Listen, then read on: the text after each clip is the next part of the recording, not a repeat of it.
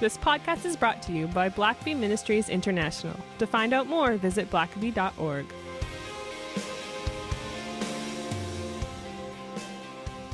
Well, welcome to the Richard Blackaby Leadership Podcast. My name is Sam, and I'm your host. And here to help take your leadership to the next level is Dr. Richard Blackaby. Well, I only do what I can, Sam. Well, we appreciate what you I can can't do any miracles. Well, it's baby steps. We'll get there in the end, hopefully. Well, every once in a while, we'd like to dive into a leadership book. Mm-hmm. And those have taken various forms over the course of this podcast.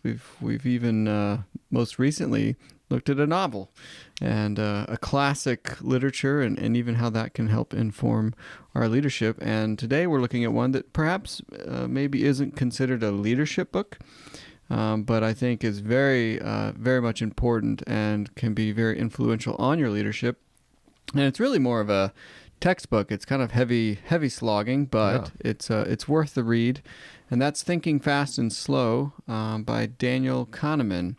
So, Richard, first of all, why did you pick this book? And I think it was maybe on your list back at the beginning of the year to read, to get through. So you could at least hit one of those books on your list. I think you maybe had recommended it to me too, Sam. But I think I did.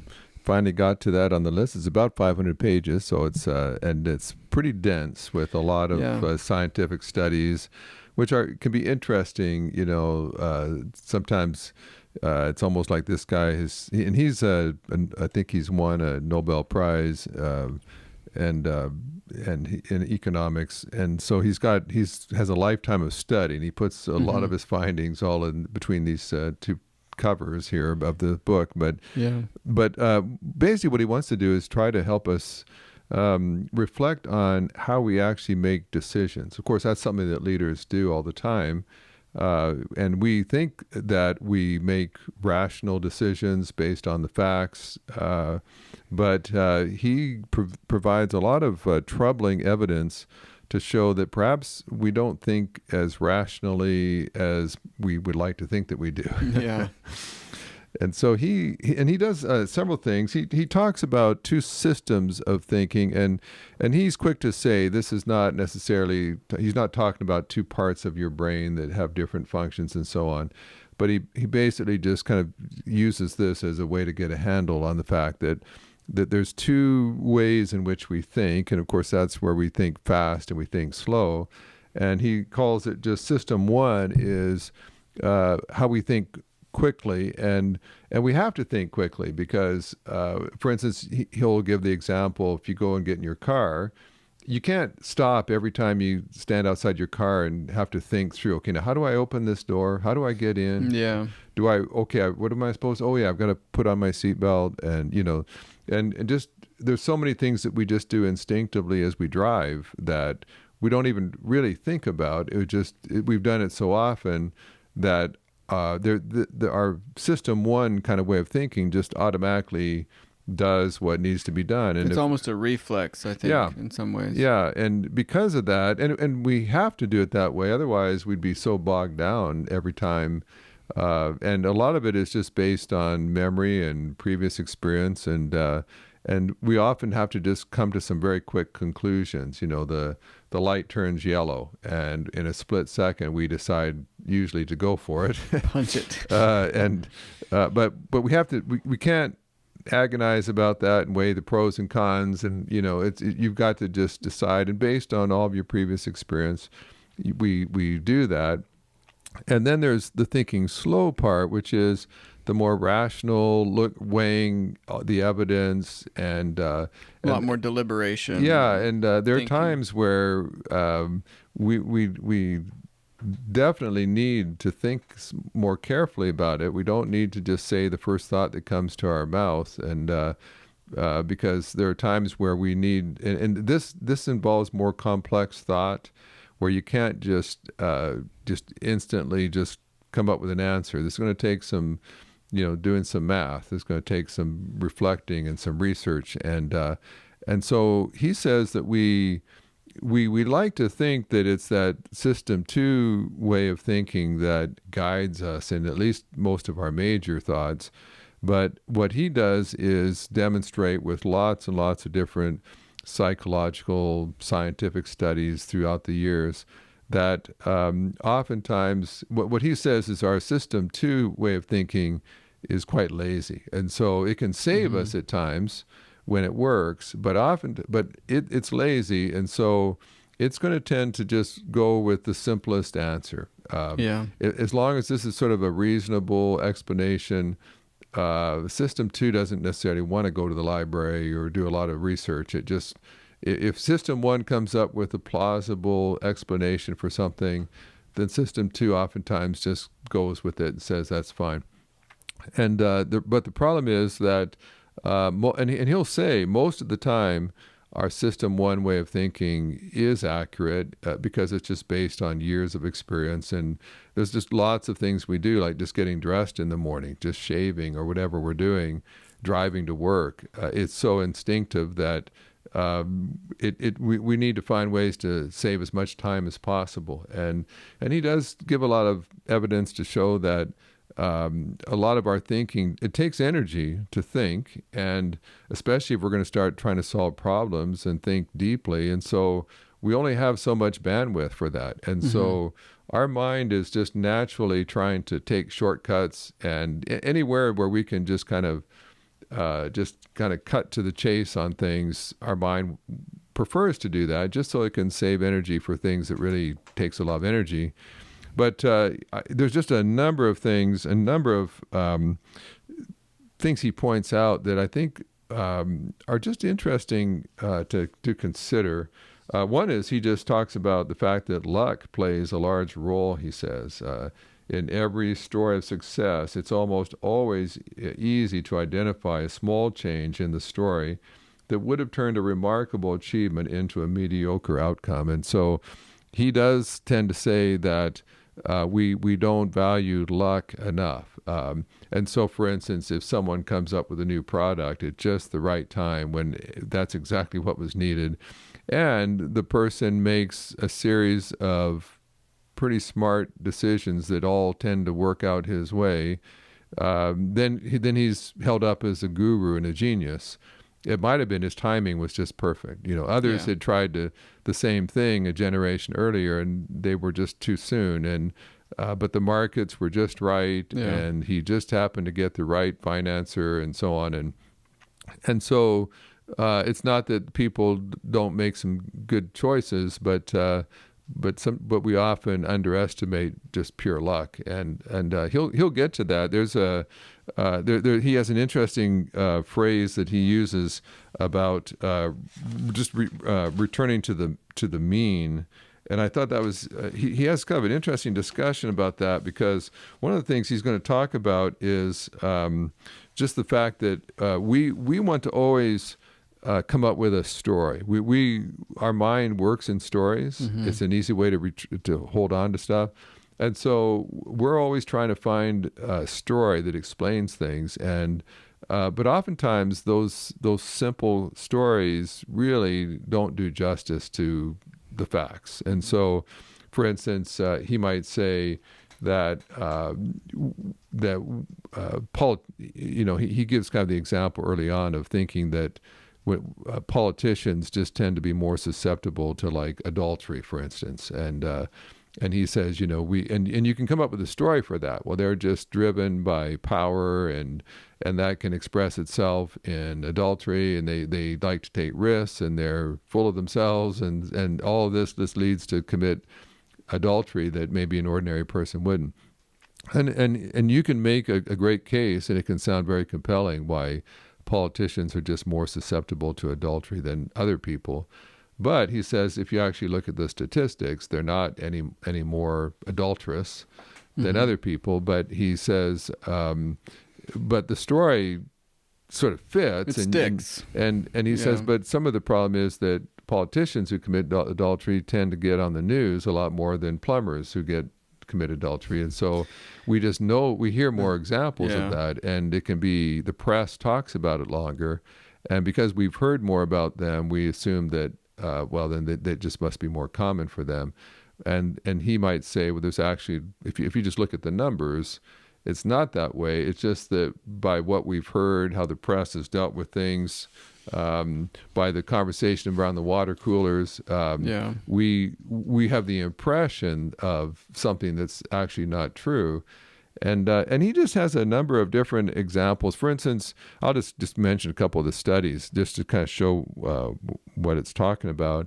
For instance, he'll say that they've done a study where they'll have people read through a list of words. And for instance, in one group, there might be a list of words that suggests old age. Now, it won't say old age. It might say something like Florida, or retirement, or Medicare, or like it just might be kind of subtle words that it never says old people, but wrinkles. Just certain words that it makes you just naturally think. You associate with old age, right? Yeah. And then after they've done that, then they'll ask people just to walk down a hallway supposedly to their next assignment.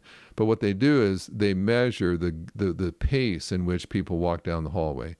And the people that had words maybe associated with youth, they literally walk down the hallway faster than people whose words associated with old age. Now, the people themselves are all basically the same age. They can all walk the same speed.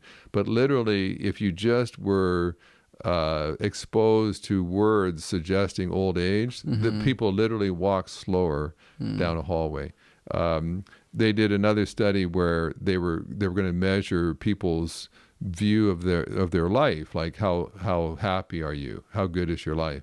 And so they said, but first, would you just go make a photocopy of this questionnaire that we're going to use? We're a little short. Could you just go get a copy on the photocopiers right over there?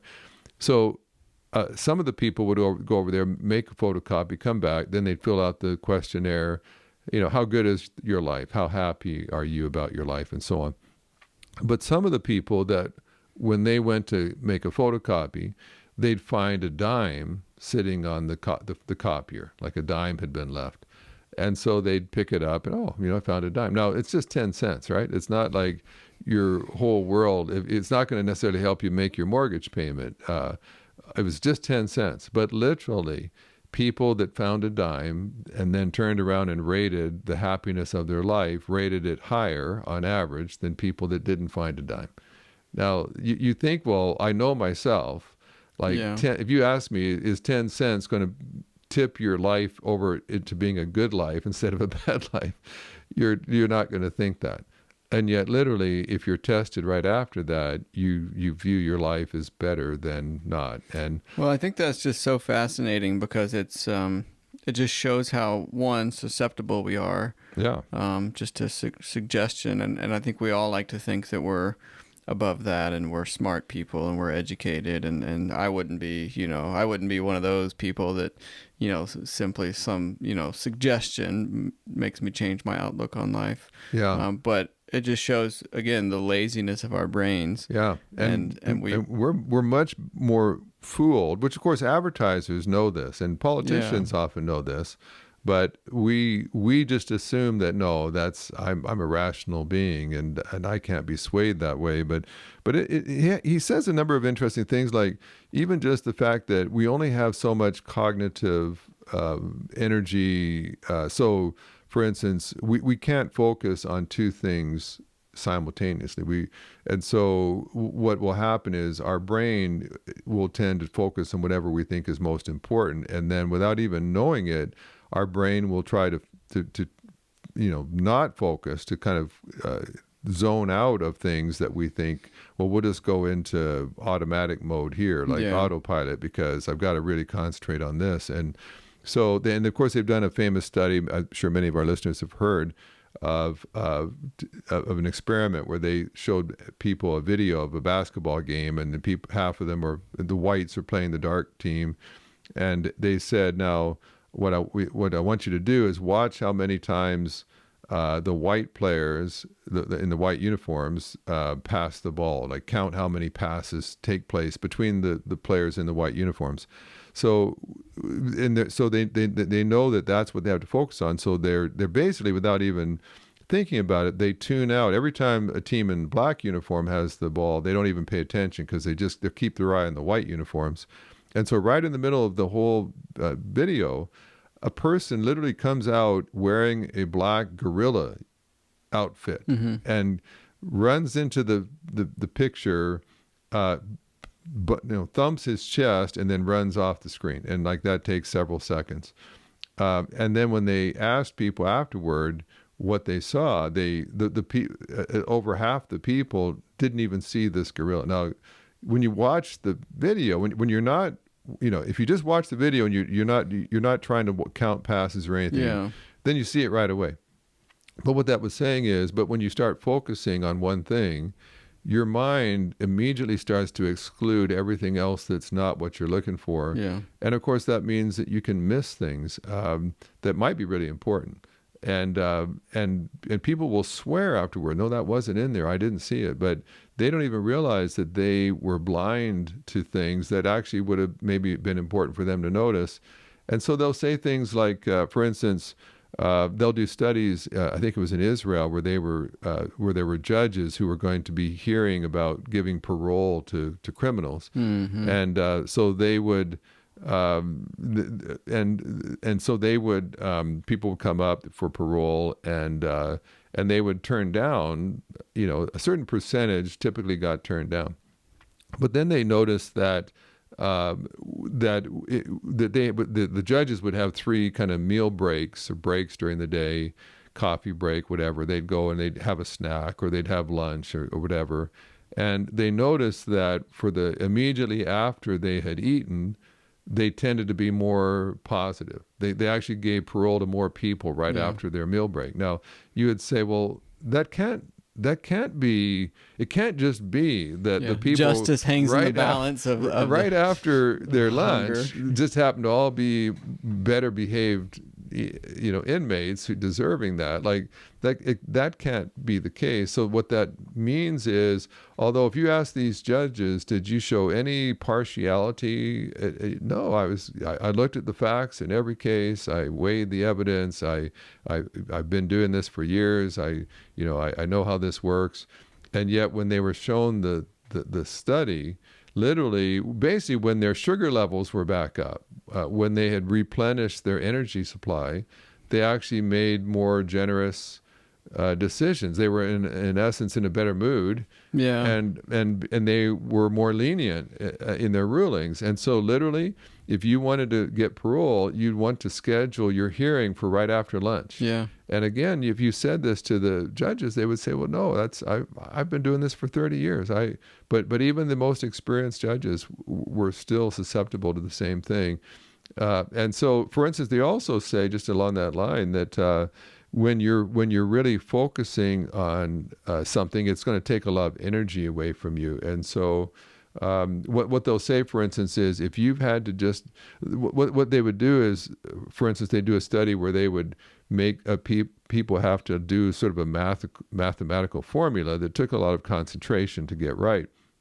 So they would be mentally depleted, and then afterward they would offer people a snack, and it might either be a piece of really luscious chocolate cake, or it might be some fruit.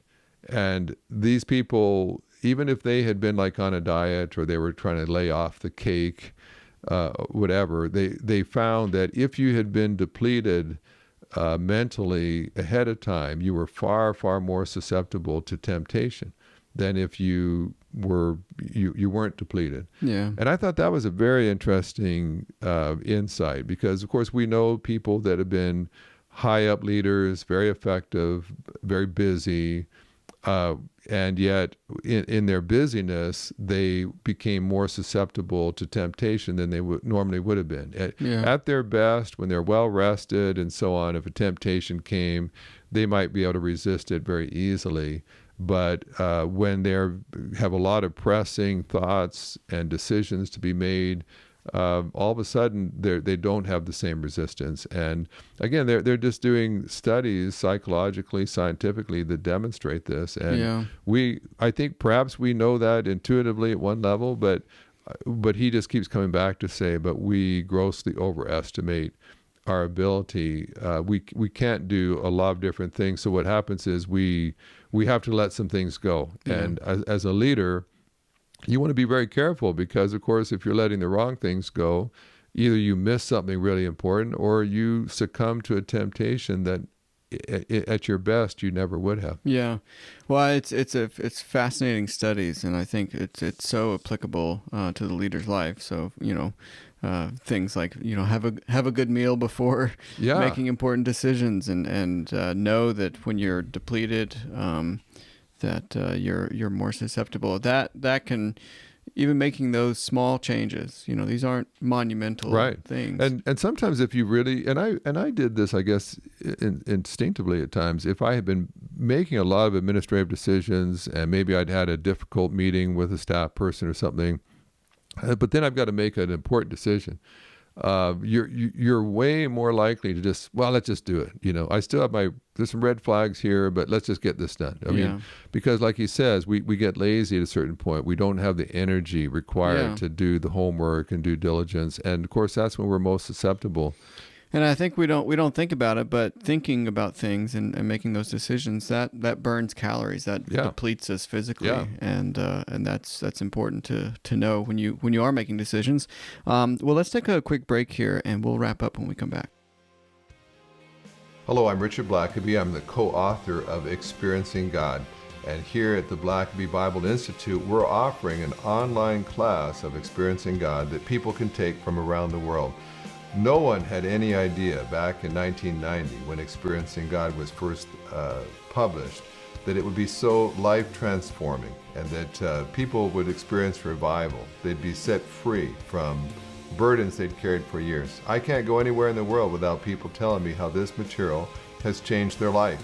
And so we offer it as the Blackabys, where we have all kinds of video resources, a live stream where you can submit live questions and get answers from myself and others, and just many different resources that will enhance your experience of Experiencing God. So I want to encourage you, if you've never taken the class before, or even if you have, the Blackaby Bible Institute will offer you more resources than you could have gotten anywhere else. And so we look forward to studying with you, and we're praying that it will change your life as you do. Richard, before the break, we talked about some of these studies that Daniel looked at, and just showing how susceptible we can be to temptation after, rigorous thought, or how just having a meal before a decision can have an effect on the outcome. What are, maybe just in the time we have left, a few other takeaways that you got out of this book for leaders, and maybe just some things you want to highlight? There's lots here. We could probably take 2 podcasts or 3 on this book. There's so many little studies here that I think just make you think. And he talks about what he calls a priming effect, where if whatever you just experienced is going to prime how you respond to something afterward. Right. And I touched on that before, but like, for instance, if they found that if you're going to vote on this, maybe there's going to be a plenary, like a vote on a plebiscite on do we want to raise money to put some more money into the public school system. They said if you go and vote at just a standard polling booth, you might might be about 50-50 people were for it. But if the vote was held in a school, if you're actually in a school, then automatically votes were more favorable toward voting in favor of that, just by the fact you're in a school. And so they would. And something else they said was interesting was that if they did things that, for instance, if you had been exposed to images of money, and then if you've been exposed to money and then you're called upon to maybe make a donation, be generous.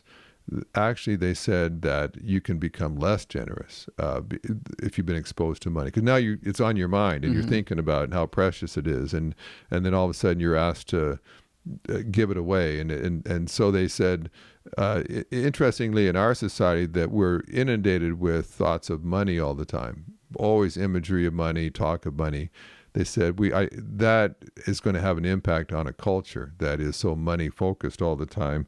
And there, of course, there's a famous study where in England there was a company, and they had like a lunchroom, and there was a place where you could get tea and coffee, and they had a little donation bin. And so if you went and got coffee, just maybe once a day, you'd put a donation in there to cover the cost of it. And they said now and then what they would do is they would just post a picture of eyes. That's all there would be, just eyes on a wall looking. And so, of course, it's just a picture of eyes. It's not there's not a camera there. There's no one actually looking at you. All you see are just a pair of human eyes looking at you as you're pouring yourself some coffee. But they said whenever those eyes were posted, donations were higher. Mm-hmm. And you just think, now, why would that be? Like, whatever you're going to pay, you know how much coffee you're drinking or tea you're drinking, and why would suddenly just seeing a pair of eyes actually make you give more than if you didn't have those eyes? But and then they've just said things like, for instance, the last word you hear will affect what you do next. Or, for instance, if they've said things like they'll show two different sentences and say which one is true, or which one do you think is more true? And if one phrase is in darker print, it automatically looks more true. More real, even though it just simply, or aphorisms, they said, which ancient wisdom do you think is more true? Well, if the little aphorism rhymed, it just seemed more truthful, more authentic than if it didn't rhyme, which of course means nothing in terms of truthfulness. But or they did studies of politicians, and they had a way of rating people's faces. Some faces just look more honest. Maybe the way their nose or chin. They had certain characteristics that apparently just gave the appearance of honesty. And so they said that people, when they looked at people who won elections and so on, got a higher percentage of the vote, oftentimes it had nothing to do with their policies. It just came right down to people hadn't done the homework.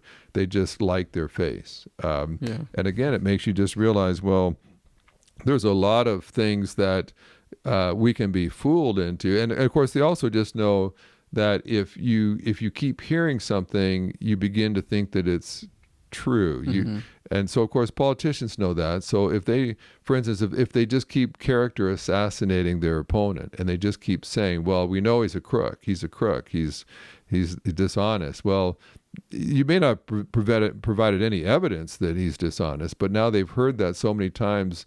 Politicians know that what you keep hearing starts to permeate into your thoughts, and you start to accept that to be true.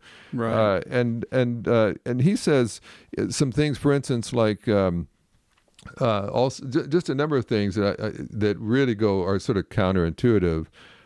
He says, for instance, that there's a regression to the mean, and what he means by that is he says, for instance, that sometimes you'll see, like, say, a basketball player that, boy, I tell you what, he's just the last 4 shots from the 3-point range, he's just swished it. And so they right away, we always want to have what he calls an illusion of causality.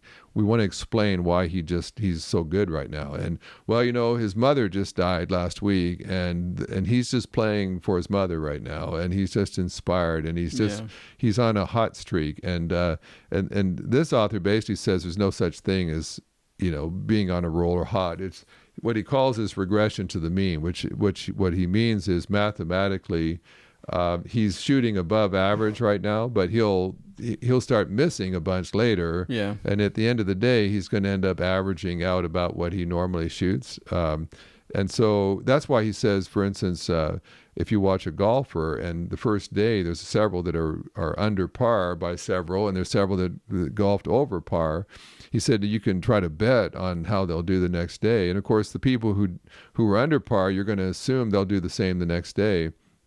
But he says typically what happens is on that day, they were fortunate. A couple of the rim shots dropped on them. They drove the ball right when the wind gust had subsided, and so it didn't affect them as much. And some of the other guys were over par, but we know that they're great golfers. They're world-class golfers. They know how to golf, but they just, they had bad luck that day. They ran the shot and it went out, and or whatever. A wind gust came up just as they drove the ball, and it knocked theirs off a bit. But the next day, he says that over time, those who kind of golf better than usual, they'll kind of make their way back to the mean, the average of what they do. And those who were a bit worse than average will do better the next day. And he said, but we always want a storyline. Boy, he's on fire. This guy is, and he just says, if you look at the numbers, they don't lie. And so he has a very interesting part on just investment bankers as well, people that do the stock market. And he said that actually he's done a lot of studies of people's accuracy. For instance, when like someone's managing your stock and they sell stock that you have so they can buy other stock, he said that they did massive studies of that and showed that the stock that the brokers sold did better than the stock they bought. And so they sold the stock that was going to perform better, and instead they bought stock that was going to perform less good. And he says basically for so much of course, we celebrate and make a big deal when we do well. We kind of explain away stuff. It wasn't their fault when things don't go well. But he said on average, he said if you look just over time, over stock, brokers' win-loss record, he said it's not that much better than if you just thrown a dart at a dartboard. And he said which is not very comforting. Yeah. But so he would say that there's a lot of things where it's better to just go with formulas. In fact, it's interesting. He says, maybe two last things just to mention in that regard. He says that, for instance, you can develop a certain grid and say, okay, for someone to do this particular job well, what are the 5 skills or habits we really need this person to do well? Maybe we need them to have a really successful track record going in. We need someone has good people skills, whatever. You pick the top 5 skills that you think would be most important for this job.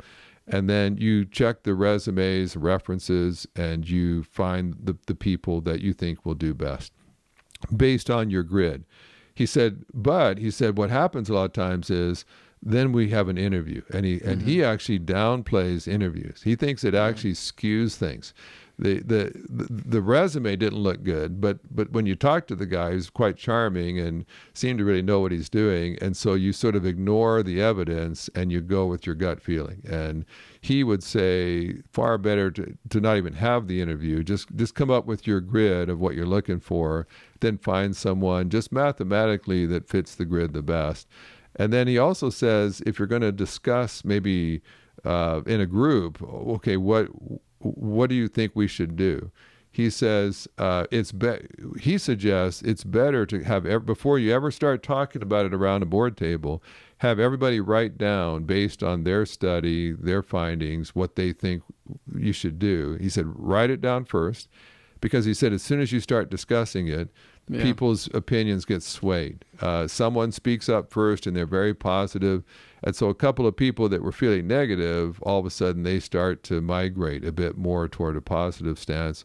And he said, typically, the average of a crowd tends to come out more accurately. And so he says, really, the more people involved in making a decision, the better, because he said the outliers on the extremes are probably going to be either too positive, too negative. But typically, he says, just mathematically, the average somewhere is going to be about the right decision and more cautious. And so he just says, if you're going to face a big decision, don't just let that extrovert just go off right off the bat and then sway everybody else. Find a way to hear from everybody before they've been influenced by the others, because we all just are drawn to some simplistic storyline that sounds good, and he says it's sort of the illusion of causality. We we're always looking for a cause. And if his mother died last week and now he's just hit his first three 3-point shots, he must be just playing for his mother today, and that's just giving him inspiration to make all of his shots. But by the end of the day, it may have all averaged out. But we want to find some story that explains things, and so you can kind of deaden you at a certain point where you almost lose all hope of making a decision because you think, I'm an idiot here. I'm swayed by politicians and by marketers who just play me like a fiddle. But the fact is that it does help, I think, especially for leaders. He gives some suggestions of ways to protect yourself from bad decisions, just knowing yourself, some ways to safeguard some things.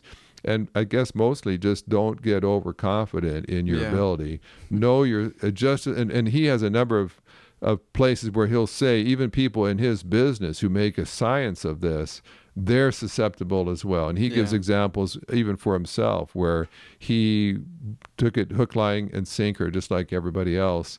And he knew better, but we're human, and we have the system one that just wants to come up with an answer as quickly as possible and move on. And some of those answers, we should have stayed with it longer, done our homework, and not trusted our first instinct as much as we did.